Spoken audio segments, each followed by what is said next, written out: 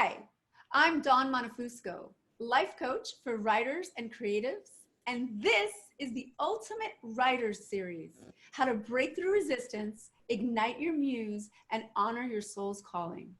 And today we have one of my favorite people, favorite writers in the world, Tama Kieves. And I'm not exaggerating, she really is that much of a favorite. Tama is an honors graduate of Harvard Law School, and she left her law practice to write and help others create their most extraordinary lives.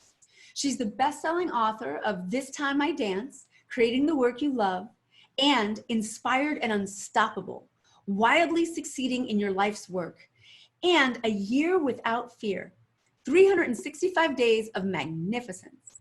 Her most recent book is Thriving Through Uncertainty, Moving Beyond Fear of the Unknown and Making Change Work for You. Featured in USA Today, ABC News, Success Magazine, Forbes, The Huffington Post, and Oprah Radio, and more. She's a sought-after speaker and visionary career success and book coach who has helped thousands worldwide to discover, launch, and thrive in their life, calling, and businesses of their dreams. She's taught regularly at premier holistic venues such as Esalen, Omega, Kripalu, and Canyon Ranch, and has presented at TEDx and to many different businesses and audiences. Tama is known for her electrifying presence, warm compassion, edgy humor, real-world spirituality, and the big possibilities she brings out in others. She's also taught A Course in Miracles for 28 years. You can go to tamakieves.com and sign up for her free guide on moving past fears and unleashing your calling, and everything will be on this page so that you can go and check out this amazing woman. Hi, Tama. Hello there. It felt so good to read. It was actually like a little intimidating to hear, like, wow. Isn't that fun? It sounds good on paper. And as we know, coming from the East Coast, you got to sound good on paper. Right? That's right, baby. So let's start off. Just tell us about what's going on, any exciting projects. What are you doing?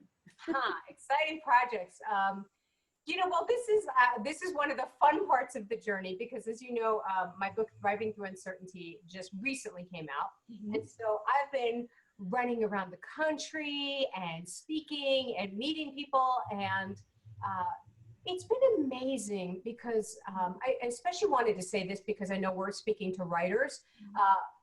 One of the things that has been so amazing to me is when people come up to you and they say, oh my God, your book means the world to me. It's my Bible. I take it to bed with me. I mean, just like incredible things. And I think to myself about all the times I have doubted myself and all the times I have agonized of, can I write? What if I'm not marketable? What if I don't know what if I don't know what I'm doing? What if, everybody's already done this before?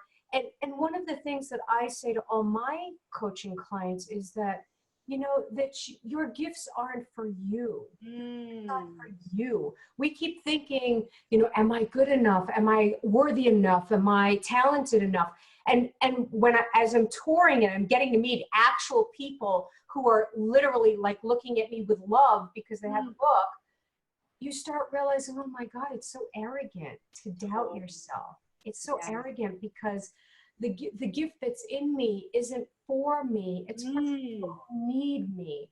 And all of us writers are messengers. Yeah. All of us writers have gifts and genius and love, and there are readers out there that need you and only you. Yeah. So it's been an amazing, it's so humbling. Oh, I love how you said that. I think that, knowing that we are being there for someone can be a big motivator. And I think that writers truly, when they get stuck, they forget that someone out there is waiting for them to write. Yes. And that person is not going, oh, well, I really like this book, but this other writer said it better, or she didn't craft the sentence exactly this way. There's part of my crazy brain that goes, yeah, but what did you think about this paragraph? I really should do that paragraph. That person's reading it and it's saving their lives, right? Totally. It's like they are not amazing, I think for me, it's amazing to realize that the very thing I most want to do with my life is necessary. You know, Oh, that there are people who actually just love me and love yes. my writing. Yes. And groove on me and say, oh my God, this is the book I've waited for my whole life. That, you know, as a writer, it's like, oh my God, those are the words I've waited for my whole life. It's crazy. And you don't even know what's going to happen. I remember I read a poem at Wordstock and in front of, you know, like 1,000 people. It was wild. It was awesome. I had won an award. And someone, Chuck Barris, actually, it was Chuck Barris, which is crazy because I know him from the Gong Show. He actually came over to me crying and said I needed to hear that poem. Wow. And that was 20 years ago. And I never forgot that moment. I was like, huh, is there one person out there that needs me? Yes. You know? And that's when I started to like, stop. It's not about me. My coach says that. Stop making it about you. Yes. You know? And I love your work because you don't make it about you. I mean, reading your book is so bizarre because I feel like you're right next to me. It's written in a way where, I mean, I can tell why the woman takes it to bed, because it's written in a way where you really feel like someone's next to you and has got your back, and it's almost like hovering. There's actually, I'm going to quote on page 90. I love this chapter. Dare to be unfaithful, sporadic, and unusually true to yourself is the name of the chapter. And or section, I don't know, chapter section. And it's on page 90. And what I love is that you actually give the readers permission to open it wherever they need it. It's you give us permission to go in. But this part really, I don't know, it really was so authentic and so true that it moves me. So I want to read it to everyone. At the bottom of page 90, I understand the desire to make changes in your life. I'm a believer in enthusiasm. I also believe in commitment, but I'm more of a fan of incremental, organic, natural commitment. That means I invite you to be inconsistent and unreliable. I dare you to break promises to yourself, and I dare you to make fresh new ones. This is what it takes to be on the courageous path of learning to reinvent, hunt down your bare heart, and discover and trust yourself. You are here to follow an unpredictable light wherever it leads, not to wrangle unfathomable power into a silly, stupid box. This isn't rationalization, it's strategy, because a realistic and sustainable path doesn't come from obligation or hostility. If you want something to go the distance, it needs to come from love. Yeah. What an amazing few paragraphs that is. Can you tell us a little more about how embracing uncertainty really gets you through that resistance? Yes, absolutely. I mean, it's exactly what you said, you know, exactly what you said, exactly what you read, what you said, what you read, what was in my head. You know, I think as writers or as any creative artists, as those of us who are daring to follow inspiration in this lifetime instead of smallness, it is this humility. It demands this humility to serve this talent that is in you. And we don't call the shots. You know, we don't call the shots, and that's really hard. I mean, as you know, I'm a former attorney, you know, and so, you know, I'm a former attorney, and I went to Harvard Law School, and I played by the rules, and I got the A's, and I did all that. And when I first left law to start writing, I thought, well, I'll just put myself on a schedule, and I'll just bang this out, and I'll just nail this, and I'll make myself do it. And this is not a path of force. This is not a path of control. It's not a path of force. It's a path of love, and it's a path of serving this gift and following it, because what happens to so many of us on a creative path, it's so much larger than we know. Our minds are so small. In my small little pea brain, I thought, I want to write a book. I want to write a bestseller. I want to be blah, blah. You know, we all do. I want to be on Oprah. I want, you know, whatever the fantasy is, right? Like our master plan, right? And the universe is going, that's nice, honey. That's really nice, honey. Lovely. Here's what the real master plan is. You're going to heal. Here's what Oh. the real master plan is. We're going to take that tight little harsh mind and we are going to heal you into freedom and love and purpose and the ability to have a latitude, to have a greater goal coming. All your goals you can't even imagine. Because again, most of us imagine from the life we know, or we imagine from what we think we should be, or what our culture has told us is success, especially as writers, right? You know, like people think, well, it won't make money. And it's like, oh God, honey, first of all, they're so untrue. But even beyond that, you can take me now, baby. Because what gives me has nothing to do with money. It is everything you've ever been looking for. It's like money is such the booby prize. Totally. You know? So again, my point in all of that is that I have had to learn and continue to have to learn. It'll be my life practice of how to dare to choose again and show up again and show up again and fail miserably and disappoint myself and not get lost in that, but to show up again. Yes. So it's great mind training for anything in life, for anything you want to do. Absolutely. I say writing a book is a metaphor for how we live our lives eventually. I also love that you teach A Course in Miracles. And I want to touch upon that because, you know, writing is like coming back to prayer. It's like coming back to meditation. Every time we sit down to write, there will be, well, not every time, but more times than not, we're going to battle our demon for a second, you know, and meditation, you're stilling the mind. And then there's prayer, which is asking for guidance. How has writing, because I think that when you're called to write and you don't write, you're not connecting with God and the universe in a way that is unhealthy. But can you tell us about how it allows you to feel closer to absolutely the connection in God? Absolutely. You know, I will even go so far as to say that for me, becoming a writer or following writing is how I found God. Yes. That sounds so like, wow, right? But you know, I'd never really directly been a spiritual person. You know, I always secretly believed, oh yeah, that's for losers who get there. Those people. Until I became one of those people. Yes. For me, I'll go so far as to say it's not only writing. I deeply believe that anything you desire in this lifetime is the universe calling you, is love calling your name. And so our brains fight it and think, well, that's not practical, that's not realistic, that's frivolous, I don't know how, I don't have the qualifications, I'm too old, I'm too young, I'm too this. And for me, it is about following that heat and that desire. And writing is one of those ways, right? Of that. Yes. Writing is calling your name.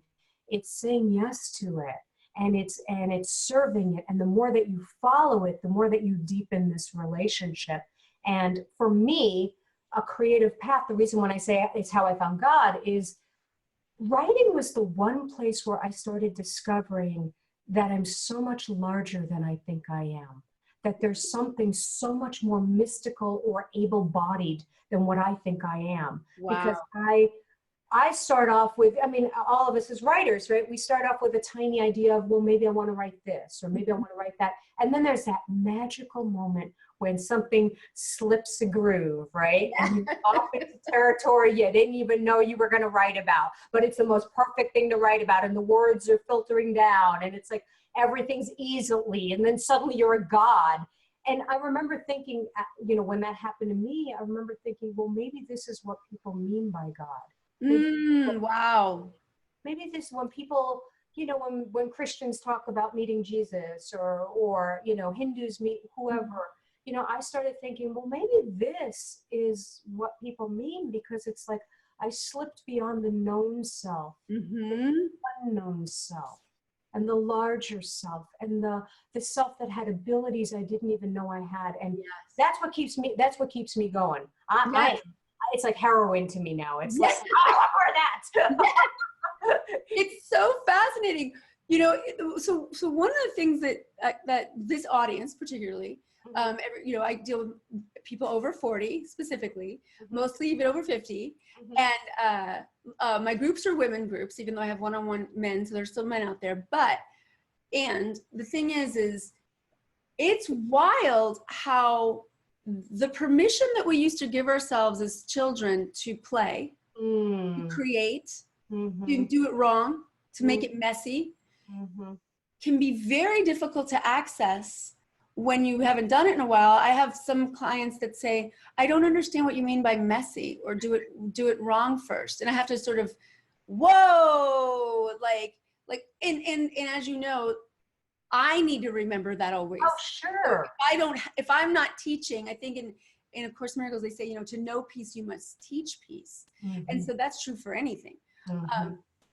How do you help people get messy again, get creative again, get like you're right on. That is so the work, because most people, and so like in my work, I also work with many writers and many creatives, but also creatives of every ilk and every career shift and every whatever. And so this issue comes up a lot where people are like, but I don't know what I want even, or I don't know what to write, or I don't know how to do it, or I don't feel any passion, Tama. I don't feel any inspiration. And it goes back to what you're saying of, it's because we have these tight, rigid, it's really hard to feel inspired when you have a warden sitting by your side with a gun in your head going, you better write something phenomenal this very second. That is brilliant. That is life-changing. That is unlike anything that has ever been out there before, and makes $1 billion within 3 minutes. Get going. You nailed that. Yeah, right. I mean, I don't know. For me, that's not as inspiring. What can I say? We all do this because a lot of times, especially you mentioned, women who are in their 40s or over their 40s, people think, I don't have time. I don't have time to waste now. I've really got to get serious. That is so not the direction you want to go in. And so for me, the greatest thing that I have learned in all of my career path and everything I do in my retreats, on everything I do in all my work and all my books, it's about creating safety. It's about creating safety. Yes. There's a quote by Abraham Maslow that said, all creativity comes from safety. Wow. I use that all the time. For me, it's like my job is to create safety for someone, infinite safety. And by safety, it means we are constantly learning a path of non-judgment. So when you said it's like a meditation, that's exactly what it's like. Right? And it's this innocence for all of us of beginning again. I mean, so I have other issues. I have 4 books out there now, right? So like in the beginning, it's like, oh my God, what if I can't write? What if nothing ever gets published? Now it's, oh shit. What if I don't write like Tama Kieves? The Tama Kieves everybody loves. What if that ship sailed? What if all of these people who love me, what if now I disappoint them? What if I don't believe in me? What if look, all the junk that comes up. And for me, it's constantly this thing of my spirituality and my writing and my everything is, can I begin again? Can I start over? Can I create safety? Can I know the flesh and the flavor of my spirit now? Can this be an original moment? Meaning, it doesn't matter if I didn't write yesterday or I wrote like crap. I always, I was saying, I think in Thriving Through Uncertainty, where it's like, don't bring your ghosts to the table. Bring your that's right. Don't bring ghosts, bring your spirit, right? Yes. Like all the shame or guilt we do, but I didn't do this and I said I could, or I know how I write now. I can't write lyrical like that person, or I can't write crisp like that person. Yeah. For me, it's hard. I can spout this off easily, but practicing it, whole other deal. That's why I'll be writing books for the rest of my life, because I'll be teaching myself. It's hard to be innocent again. Like just stay there and say, okay, I'm going to be safe, and I'm going to start all over, and I'm going to be awake again, and I'm going to believe that there is a power that is in me that is not of me, that will do this with me, and I just need to show up. So I love it. there's something I'm going to ask you that I know you know, and I don't think I could ask many people this that could answer this. But we've crossed those lines already, Dawn. No. This is very simple. Forgiveness, I think, forgiving yourself for whatever it is you're judging yourself on is, I'm getting that now, like, wow, we beat ourselves up so much that we didn't do stuff. Yes. We didn't do. And so why should we start now? Very much in the writing world, right? Like people think, well, why now? Why, like, I should have done this. I should have done that. How maybe does forgiveness, you know, because there's a sense of thriving through uncertainty that you give us permission to forgive ourselves for whatever. Yes. Over and over. Over and over again. Especially because, again, you know, we are blowing our plan. We are blowing our plan all the time. We're not blowing the plan. We're not blowing the path. And so, like, when I work with somebody, you know, if I'm coaching somebody and they'll be like, oh, I'm a mess, I can't figure it out, blah, blah, blah. I never have a fear. I know that they have a path. I know they have a path. And so for me, it's always about helping them find their path, just like it's always about helping me find my path, right? Yeah. And so just to give an example, like, I mean, this is like a perfect example for me is when my first book, This Time I Dance, came out, you know, I mean, I spent so many years writing it. It took 12 years writing it. Great book. I then didn't write another book for a long time. Right? And This Time I Dance didn't just shoot up to bestseller lists and didn't just land me on talk shows and didn't do all these things. And so I secretly felt like I failed, you know. Wow. I felt like I'm a loser and I can't do this, and, you know, I'm slow and I'm, you know, and I don't know how to do the business of it. Wow. And I had all this shame and pain. But what's really cool is that I turned all that shame and pain and fear and struggle about the fear of doing a creative business, I turned that into writing Inspired and Unstoppable, my second book, right? And so what I realized, because one of my friends finally said, she, you know, because I was saying, how can I write about wild success? You know, I'm struggling with figuring out business and I'm not making $1 billion and I don't, you know, whatever. And she had said, then you're the perfect person. Yes. Because you're in the thick of the trenches and what do you need to know? And so what it did was, for me, it made me realize, oh my God, This Time I Dance was never supposed to have taken off. Because I was supposed to walk through the trenches and stay focused on this career no matter what, after rejection. Yeah. So teach other people how to be inspired and unstoppable so that I could teach other people what this path is. And so, like, that's forgiveness, right? Like, you start seeing that everybody's in their own right timing. It's just your head that's telling you, you should be there by now. You should have done this by now. And the other thing I'll just say quickly that I always want people to know is that there are so many goals going on at this point. You're like, it's not just, my head thinks the goal is write this book, or the goal is become a published author, or the goal, whatever. But again, like I said earlier, the larger goal is heal your fears, every fear you have in the way, every shame you have in the way.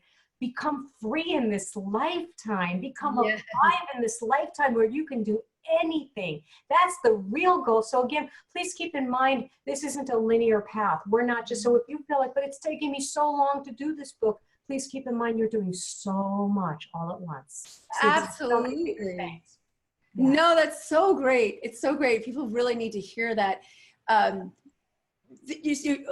one of your classes, Tama teaches ACIM, and you can do it online, you can do it in person. She's got great classes. And in one of them, you said something like, well, you can't be anywhere else or do anything else because you're in the right place right now doing what you're doing, because you're not doing anything else. You're obviously in the right place.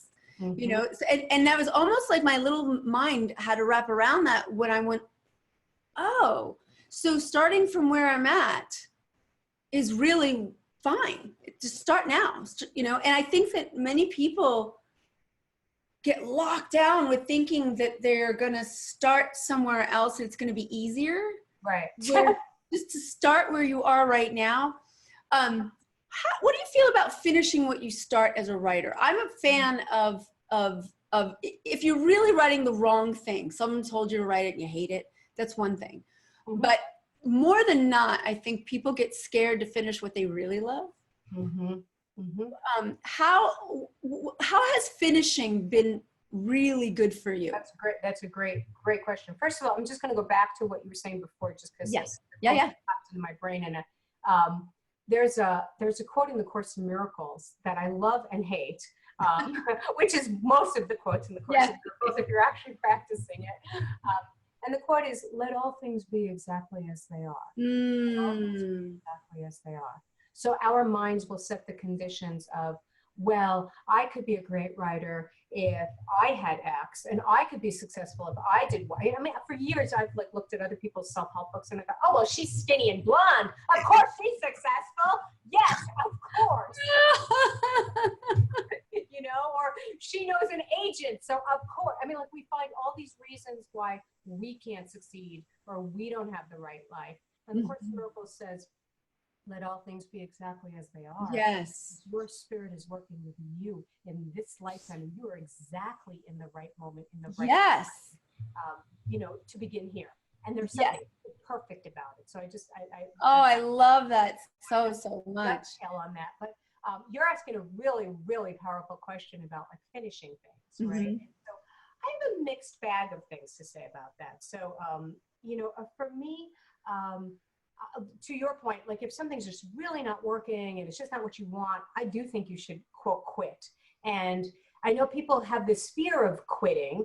I don't see it as quitting. I see it as creative evolution. Yes. That we have a responsibility to follow that creative path wherever it leads us. That sometimes you might start off writing a book and you realize this isn't it.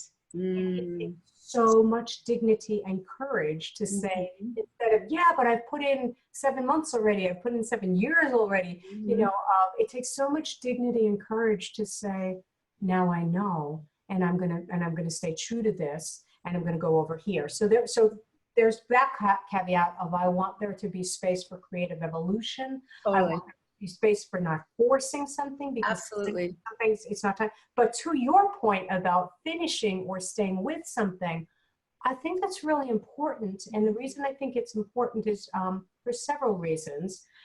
The path will get hard, right? The path gets hard. Like people start Course in Miracles with me and they're like, oh my God, this is incredible. Oh my God, I love this. Until we actually have to do some like work or go deeper. And it's like, what if I'm going to explore Buddhism now? Yes. I think I'm going to do shamanism. That sounds fun. It'll be in nature. And you know, like we all do this. We path hop. And so we do this as writers too, like, you know what, this book isn't doing it for me anymore. Like, so here's a standard thing I always use, and I'm sure you have this as a coach too, but like, I'll have people who are like so excited about something, like, oh my God, Tama, you're gonna love this. I love this idea. I love this book. Oh my God, blah, blah. And then like, you know, I'll talk to them like 2 weeks later or whenever it is, and they'll be like, yeah, I'm not into that now. Totally. You know, and I know that when that happens, if you suddenly lose enthusiasm for something, what I'd want you to check out is there is some self-judgment that snuck in. Wow, that's a good point. There is some self-judgment that snuck in. This did not just happen. You did not just like wake up and go, I'm no longer interested in my life's work. Yes. You had a thought come in that said, I can't do this. I'm not going to do it enough, right? Right. And again, we're supposed to lose enthusiasm. We're supposed to hit blocks. Thank you. We're supposed to hit obstacles. Yes. This is supposed to get challenging, because this is how we heal, and this is how we heal, and this is how we go past that limit and that limit. And one of the things I am proudest of in this lifetime, and I will take to my grave forevermore, is that I kept going. Yes. So many rejections and so many challenges. And I'm so proud of that part of myself that kept going, that dared again and dared again, because things did open up then. And you would have missed this life. And I don't want anybody to miss that life. So that's why I agree with you about the keep going with it, keep staying with it. When because if you like that one of the signs of resistance I always say is like, maybe it's not my thing Right. anymore. You know, when I hear that, even in my own head, you know, I'm like, wait a second, you know, you're having, did you eat? Did you eat lunch? You know, like have a bagel. It'll be good. Have a bagel. Yeah. So you've got to be careful with what is it, you know, that you do have the dignity to walk away from because it's not the true you. And when is it that it's going to be, it's not always easy. On that note, question, igniting the muse. You know, many, you know, across the board, we hear, keep coming to the table and inspiration will find you when you keep coming to the table. But I run into some very powerful, wonderful, courageous, creative writing souls or memoir writing souls.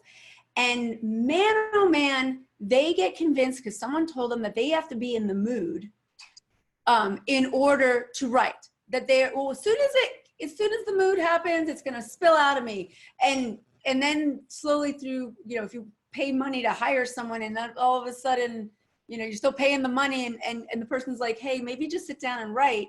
I get some yeah. I get some pushback. Try this. I get pushback by a small percentage, but it's fascinating because they're very, it's almost like all of a sudden they get very convinced. Like they're strong about, no, I need to wait till the mood happens. And it's a really sad moment for me because I know they're going to have to learn sort of the hard way. I guess I would say a few things. First, I mean, I have the same experience, so I hear what you're saying. I personally, I don't know another writer's path. You know, I have no idea what their path is. I have no idea how their muse speaks to them. Oh, your sound went down for a second. I don't know what happened. Perfect. Yeah. I have no idea what another writer's path is, and I have no idea how they connect with their muse. Got it. I have no idea what lesson they're here to learn. You know, I will often say to like clients, you know, that I have, I'll often say, I'm going to tell you two things. I'm going to tell you nothing I say applies to you because you have your own path and you might be able to do this in 3 seconds where it took me 10 years. So totally. I don't want to hold you back in any way. Totally. And here's been my experience, blah, blah, blah, blah, blah, right? So to your point, first of all, I would say, like, I don't know what that person's path is. Maybe that is true for them, that they have to wait for that inspiration. But I'm with you on, I'd still be waiting if that were my, if we're doing that. I have learned my brain lies to me. Excellent. My brain lies to me like you would not believe. My brain is like, you know, I'm just not in the mood. And like, you know, I have nothing to say. And, you know, and we've written about that already, and you know how boring it is. And, I mean, like, it just has all this horrible thing. And I have this even more. I always joke around because I have this even more with yoga. Like I do yoga, and I suck at it. I'm terrible at it. And I hate doing it. I'm not one of those people that go, oh, I love yoga, you know, but I know it's phenomenal for me. And I know it opens up something. And I know that for whatever reason, I am not going to sit down and do it. So I take a class. And I have to take that class, and I have to have that cute little blind teacher go, now we're going to do this. And then all of a sudden, now I want to do this, right? And it's fascinating because I will go there every single time with so much resistance. Like, I hate this. Yes. I don't want to. And then when I'm in it, it's like, oh my God, I should do this every time. Yes. It's incredible. Yes. I'm never going to doubt this again. Yes.